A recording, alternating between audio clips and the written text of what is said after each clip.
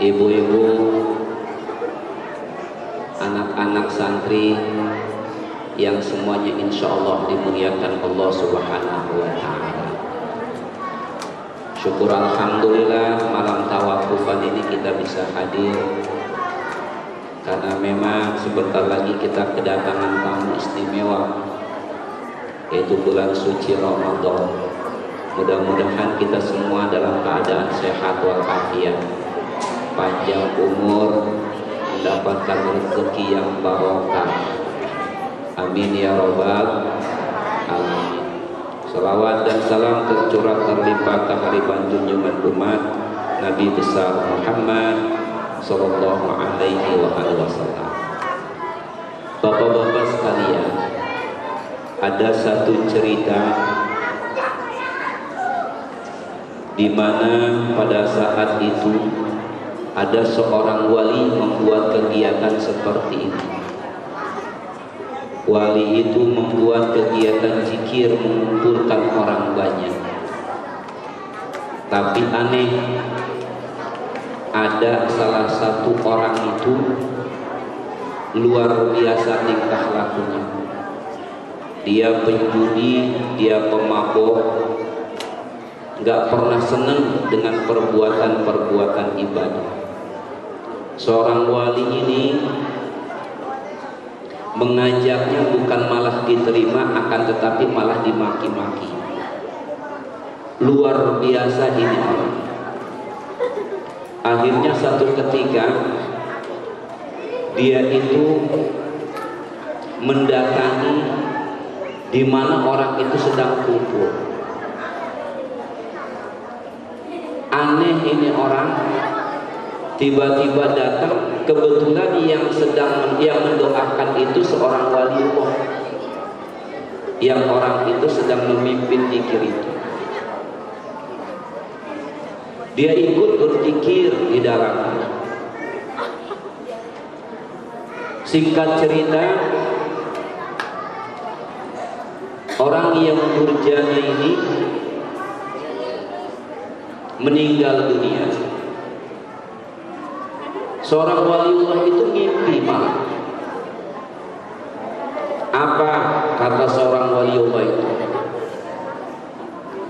Hei fulan, bukankah ente pemabuk? Iya, saya pemabuk.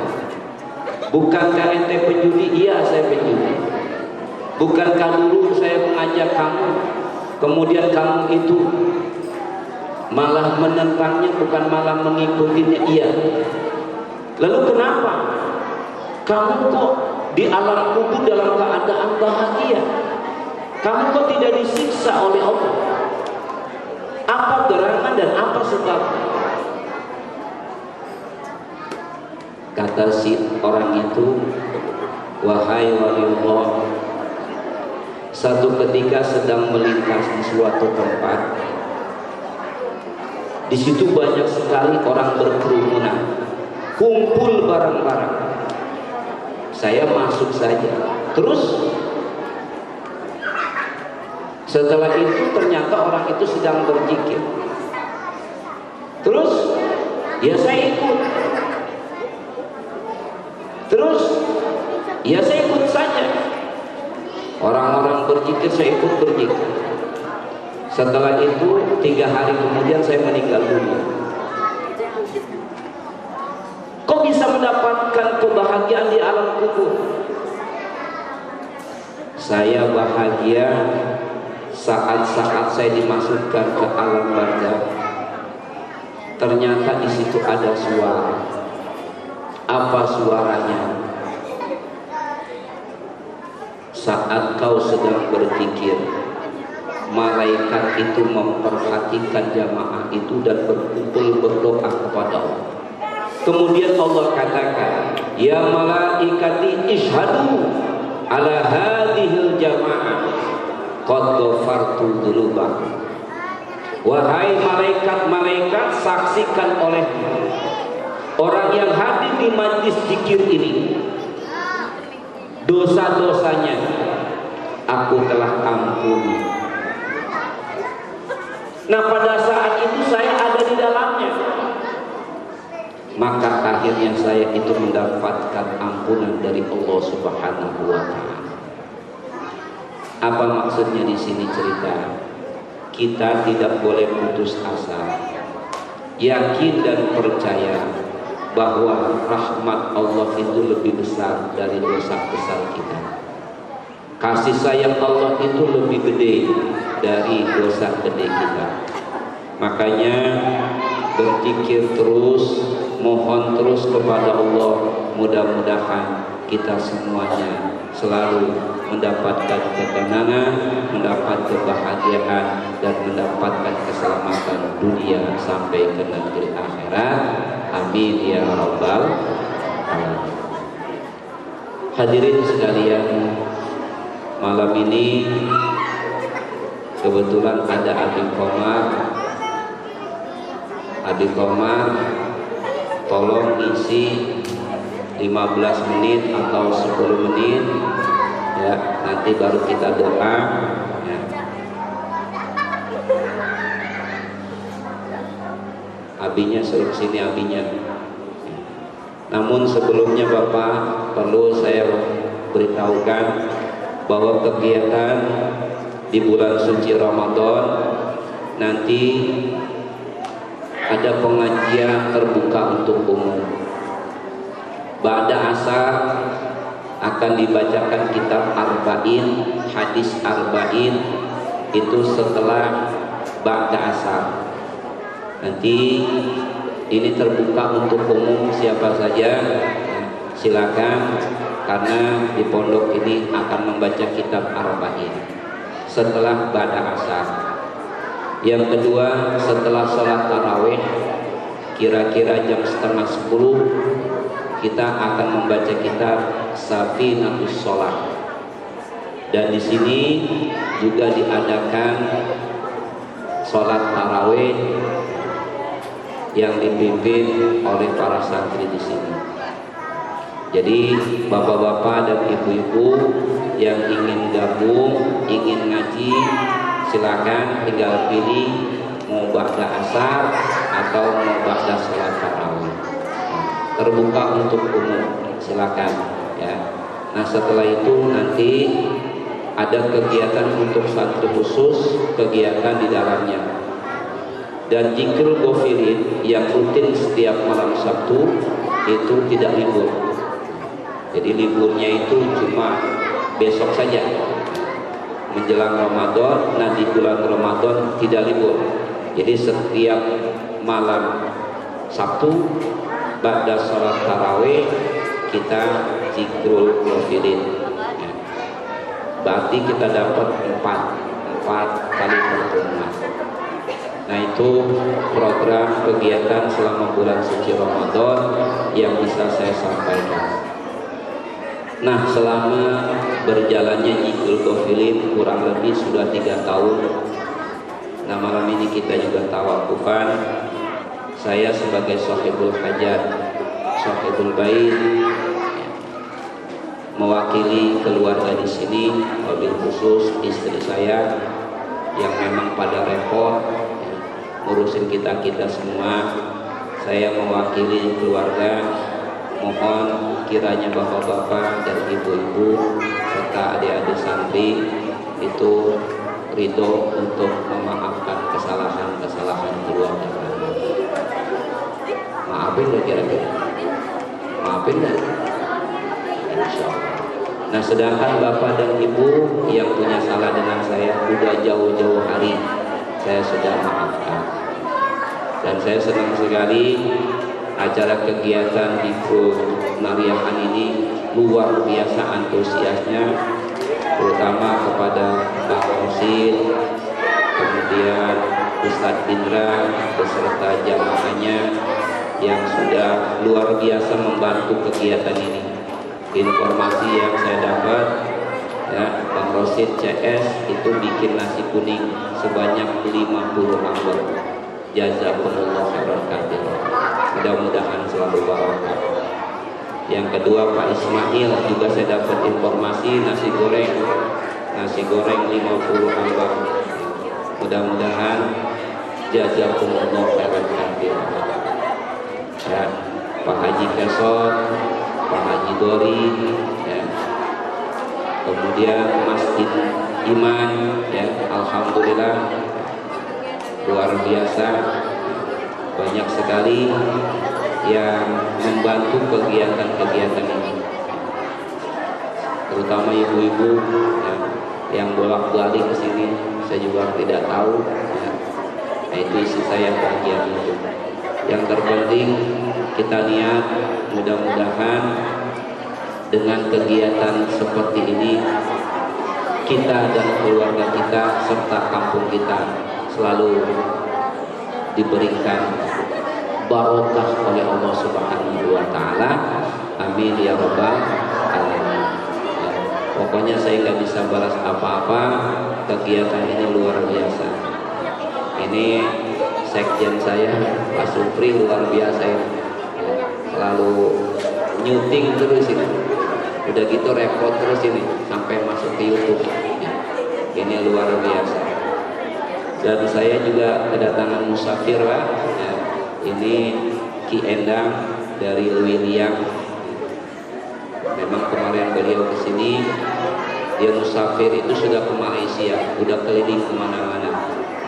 Nah, dia ingat dengan saya hadir di sini. Terima kasih juga Ki Endang. Ya. Banyak ya, Bang Jaya juga terima kasih. Ya. Udah pokoknya semuanya itu yang kelihatan dengan saya, mudah-mudahan Allah itu memberikan barokah. Yakin dan percaya siapa yang menanam dia akan memetik hasilnya. Nah, siapa yang tidak menanam ya bagaimana ya memetik apa gitu. Jadi saya teringat salah satu makalah ya yang perlu kita renungkan. Kata guru saya ini mah, kalau kita makan jagung jangan langsung direbus Pak, dia itu nggak akan berkembang. Potek dulu satu biji aja dah, tanam di tanah. Setelah itu kita rebus nih, kita makan habis nggak apa-apa. Kenapa? Karena kita sudah menanam satu ini, dia akan tumbuh Pak. Itu satu. Gimana kalau dua? Gimana kalau tiga? Semakin kita menanam, semakin banyak pohon jagung itu menghasilkan buah. Artinya apa ini?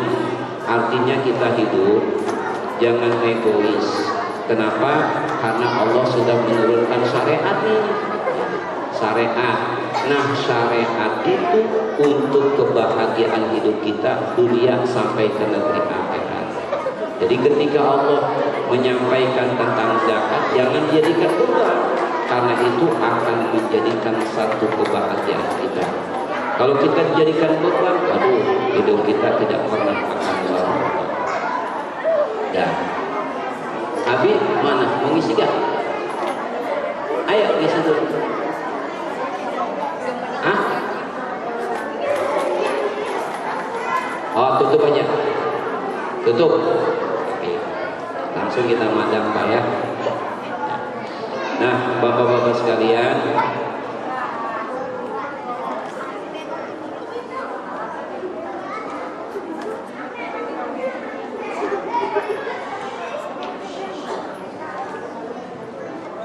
nanti dengarkan dulu Abi Komarudin menyampaikan tausiah ya. Jangan lama-lama pengaji, 15 atau 10 menit aja, karena kita persiapannya banyak. Ada nasi kembuli, ada nasi kuning, ada nasi goreng, ada nasi uduk, ada nasi ulam. Jadi banyak. Jadi kita makan bareng-bareng. Nanti diisi dulu dengan Habib Komar, setelah itu nanti kita doa. Ya, kepada Habib Komarudin, falyatafadhal mashkur. Shallu ala Muhammad. Bismillahirrahmanirrahim. Assalamualaikum warahmatullahi wabarakatuh.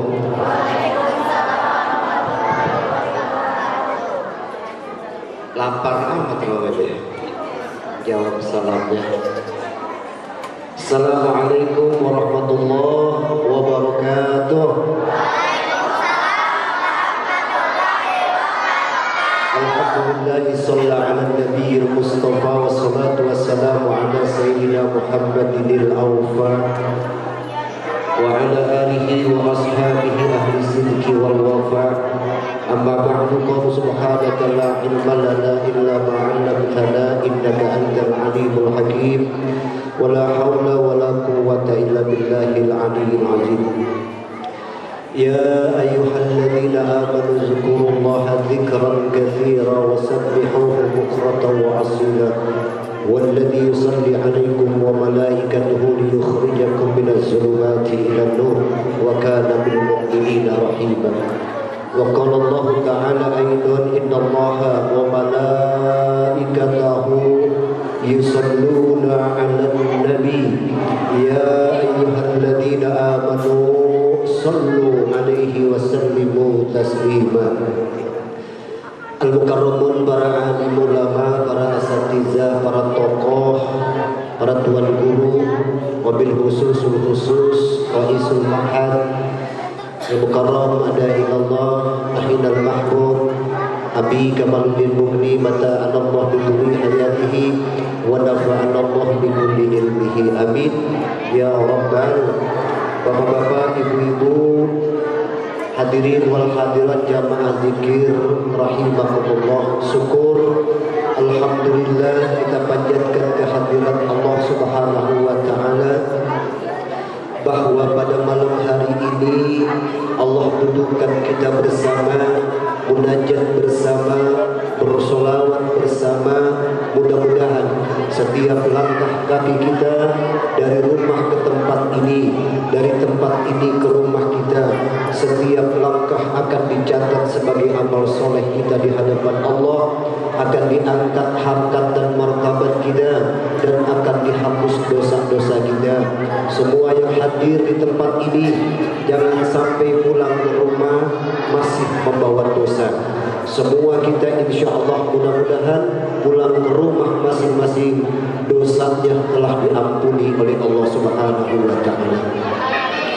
Salawat ma'assalam semoga tetap tercurah terlimpah keharibaan penghulu umat Syekh Abdul Qadir Al-Jailani bin Abi Saleh qaddasallahu sirrah, dalam salawat yang beliau ciptakan menyifati manusia mulia ini sebagai sayyidil wujud wa afdali kulli mawjud, Nabi besar kita Muhammad sallallahu alaihi wa alihi wasallam yang telah membawa ajaran kepada kita lisa'adatil bashari fi ma'adihim wa ma'asihim. Ajaran agama yang dibawa oleh Nabi kita adalah untuk kebahagiaan kita umat manusia sejak kita berada di alam dunia ini sampai nanti kita berada di dalam akhirat.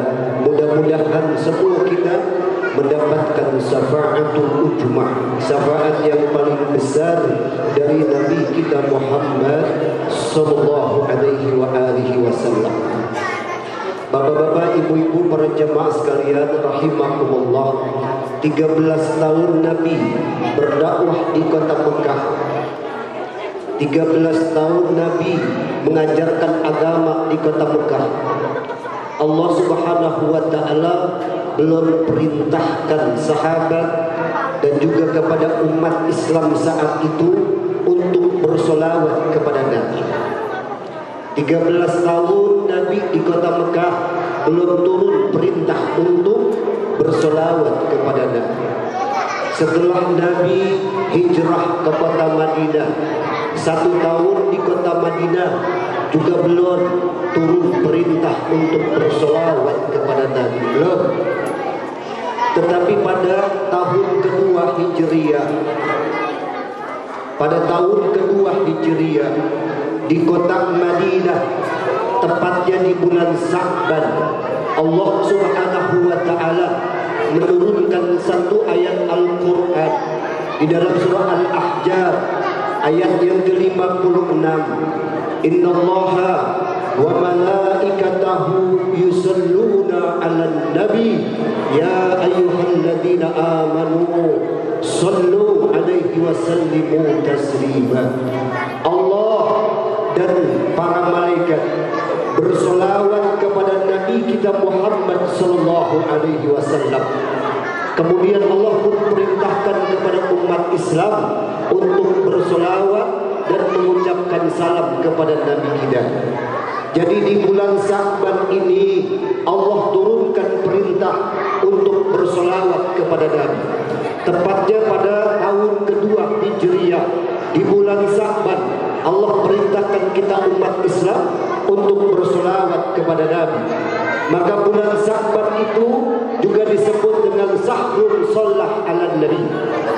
Bulan Sya'ban adalah bulan bersolawat kepada Nabi kita Muhammad sallallahu alaihi wasallam.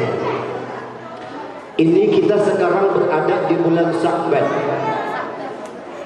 bulannya bersolawat kepada Nabi.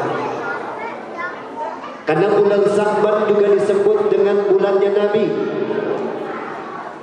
bulan bersolawat kepada Nabi. Jadi kalau ada orang yang bertanya kepada kita, mana yang lebih utama, bersolawat atau beristighfar? Bagi siapa, Bi? Bagi orang yang tidak berdosa. Jawabannya pasti lebih utama bersolawat kepada Nabi. Kalau ada orang lagi bertanya kepada kita, mana yang lebih utama, bersolawat atau beristighfar? Bagi orang yang banyak melakukan perbuatan dosa dan kemaksiatan, maka jawabannya masih sama, yaitu bersolawat kepada Nabi kita. Kenapa? Sebab kalau kita beristighfarnya kepada Allah, bacaannya Astaghfirullahaladzim berapa kali? 100 kali, ada yang 500 kali, ada yang 1000 kali. Karena banyaknya dosa dan perbuatan maksiat kepada Allah, maka semakin banyak istighfarnya kepada Allah, tapi hatinya lalai untuk mengingat perbuatan dosa. Berarti istighfarnya belum tentu diterima oleh Allah. Atau kita beribadah kepada Allah, melaksanakan sholat, tapi sholatnya itu tidak hadir hati, tidak khusyuk, tidak ikhlas, karena ria, ada ujub di dalamnya. Berarti ibadah sholat kita belum tentu diterima Allah. Tetapi kalau kita bersolawat kepada Nabi kita Muhammad sallallahu alaihi wasallam, hadir hati atau tidak hadir hati, kita punya sifat ria atau tidak ria, tetap akan diterima oleh Allah Subhanahu wa taala. Luar biasa. Orang yang bersolawat kepada Nabi karena ingin dipuji oleh orang lain, tetap akan diterima oleh Allah Subhanahu wa taala. Kenapa? Sebab kata Allah Subhanahu wa taala, aku memuliakan kekasihku Nabi Muhammad sallallahu alaihi wasallam. Orang yang bersolawat kepada Nabi Walaupun dia punya sifat riya, ingin dipuji orang, tetap aku terima. Kenapa? Karena kemuliaan dari kekasihku Nabi Muhammad sallallahu alaihi wasallam. Luar biasa. Yang kedua, kenapa lebih utama bersolawat kepada Nabi ketimbang istighfar? Karena istighfar yang membaca adalah orang yang berbuat dosa. Yang beristighfar orang yang berbuat maksiat. Tetapi kalau bersolawat kepada Nabi, siapa yang beristighfar? 70.000 malaikat beristighfar mohon ampun kepada Allah untuk orang yang berbuat dosa. Jelas gak? Jelas gak? Halo, jelas gak? Kalau kita beristighfar, kita yang beristighfar. Tapi kalau kita bersolawat, yang beristighfar malaikat. Berapa jumlahnya? 70.000 malaikat memohonkan ampunan kepada Allah orang yang bersolawat kepada Nabi kita Muhammad sallallahu alaihi wasallam. Jadi jelas orang yang banyak berbuat dosa, banyak maksiat, banyakin selawat kepada baginda Rasulullah sallallahu alaihi wasallam. Makanya setelah turun firman Allah, innallaha wa malaikatahu yusalluna 'alan nabi, saat itu para sahabat bertanya kepada baginda Rasul, kaifa nusalli 'alaika ya Rasulullah? Bagaimana caranya kami bersolawat kepada engkau wahai Rasulullah? Maka dijawab oleh Nabi, qulu, katakan, qulu, ucapkan, Allahumma salli ala Muhammad wa ala ali Muhammad. Redaksinya seperti ini. Asli bacaan solawat kepada Nabi redaksinya seperti ini. Allahumma salli ala Muhammad wa ala ali Muhammad. Ucapkan kata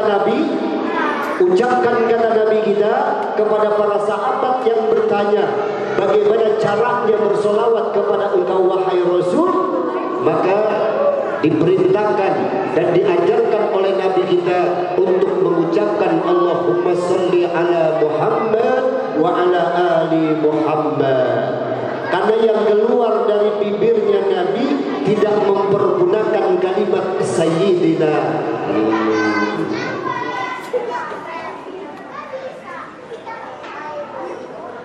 Kan gak mungkin misalnya Abi Kamal seorang kiai, panggil gua kiai.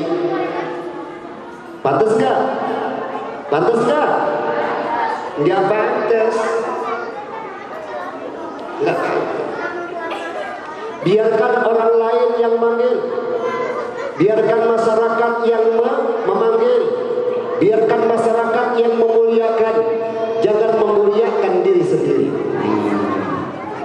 Tapi ikraman wa takriman wa ta'ziman, para ulama-ulama kita menambahkan kalimat Sayyidina.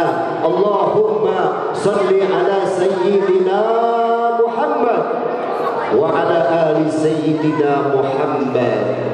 Jadi salawat yang paling utama itu sebetulnya yang datang dari baginda Nabi kita Muhammad sallallahu alaihi wa alihi wasallam. Wa fi ba'di riwayah, dalam riwayat yang lain Nabi mengajarkan kepada kita, Allahumma salli ala Sayyidina Muhammad wa ala ali Sayyidina Muhammad kama sallaita ala Sayyidina Ibrahim wa ala ali Sayyidina Ibrahim wa barik ala Sayyidina Muhammad wa ala ali Sayyidina Muhammad kama barakta ala Sayyidina Ibrahim wa ala ali Sayyidina Ibrahim fil alamina innaka Hamidun. Jadi ada dua, pertama selawat yang pertama dan yang kedua ditambahkan dengan keluarga Nabi Ibrahim alaihi salam. Dan bapak-bapak, ibu-ibu, para jemaah sekalian rahimakumullah, di bulan Sya'ban ini kita udah bagus nih, sama-sama kita kumpul di tempat ini untuk bersolawat kepada Nabi. Dan karena saking cintanya ulama-ulama kita, bahkan sahabat-sahabat kita, banyak yang merangkum, banyak yang membuat apa? Bacaan sholawat. Ada sholawat Fatih, ada sholawat Nariyah, ada sholawat Tibdil Qulub, ada sholawat macam-macam sholawat. Bahkan ada sholawat yang menyandang namanya, seperti sholawat Syekh Abdul Qadir Jailani, ada sholawat Nasai, Imam Nasai, ada sholawat ini, sholawat itu, segala macam bentuk sholawat, semuanya ungkapan karena cintanya kepada seorang Nabi yang mulia, Nabi kita Muhammad Sallallahu Alaihi Wasallam. Nah, semuanya bagus. Bacaan-bacaan sholawat itu pasti akan dikabul karena itu janjinya Nabi. Bahkan semua amalan-amalan ibadah kita, doa, sholawat, tasbih kita, kalau di dalamnya tidak ada sholawat kepada Nabi, mardud, dia akan ditolak, nggak bakal diterima. Jadi selalu harus ada syarat, termasuk doa. Maka doa kata ulama kita itu yang paling bagus, pertama diawali dengan sholawat, di tengah disisipin dengan sholawat, dan diakhiri dengan sholawat. Jadi sebelum kita membaca misalnya Rabbana apa tadi, kalau doa itu apa? Subhana rabbika rabbil izzati amma yasifun, ya kan? Nah itu sholawat dulu. Sholawat dulu, tutup dengan sholawat. Jadi di antara sholawat dengan sholawat di dalamnya doa. Di antara yang mustajabah dengan yang mustajabah, maka di tengah-tengah akan mustajabah. Kodenya sama, kita mendoakan orang tua yang ada di dalam kubur, itu mustajabah. Mendoakan orang lain, mustajabah. Jangan doa untuk diri sendiri dulu sebelum kita mendoakan yang mustajabah. Begitu kata ulama kita. Jadi kalau misalnya kita baca doa, ya doakan dulu orang tua kita. Allahumma gfir, ya Allahumma gfir lana dzunubana wa liwalidina warhamna warhamhum kama rabbawna shaghira. Baru setelah itu kita mendoakan diri kita. Jangan kita berdoa dulu untuk diri kita, baru mendoakan orang lain, atau mendoakan keluarga kita, atau mendoakan orang tua kita. Jangan. Itu yang paling afdolnya, mendoakan dulu mereka yang berada di dalam kubur, atau orang-orang yang sudah meninggal dunia, atau saudara-saudara kita yang lain, baru kita berdoa untuk diri kita. Itu yang paling bagus. Insya Allah, mudah-mudahan ada manfaatnya, walaupun cuma sedikit, karena waktu yang diberikan cuma 15 menit 10 menit. Atas nama pribadi, tentunya pernah mengisi di sini. Kalau ada salah paham atau salah-salah kata, kiranya minta dibukakan pintu maaf yang seluas-luasnya.